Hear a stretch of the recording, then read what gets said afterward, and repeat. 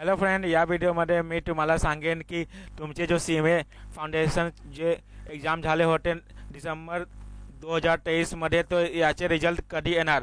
तो ICMIचे जे डायरेक्टर आहे यांनी सांगितले आहे की जो तुमचे रिझल्ट आहे या रिझल्ट 11 जानेवारीपासून ते 12 जानेवारी संध्याकाळी येते. यावेळी कधीच तुमचे रिझल्ट येणार आहे आणि तुमचे रिझल्ट जसा आले तो मी तुम्हाला लवकरच सांगितले की कसा तुमचे रिझल्ट तुम्ही पाहू शकते. तो या व्हिडिओमध्ये मी सांगते की तुम्ही घाबरू नको. तुमचे जे रिझल्ट येणार आहे या चांगले येणार.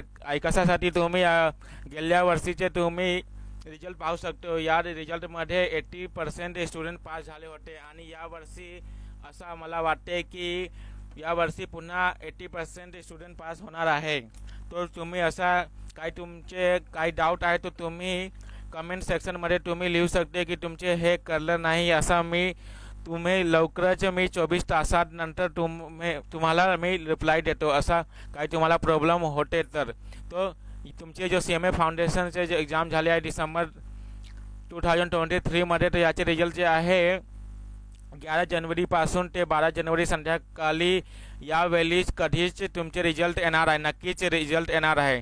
तो all the best for your result. तुम्हाला काही घाबरू नको. कशासाठी तुमचे रिझल्ट जो येणार आहे या चांगले येणार आहे. ओके फ्रेंड, या व्हिडिओ मी आता बंद करते. काही तुम्हाला प्रॉब्लेम असते तो तुम्ही सांगू शकतो. Okay friend, bye.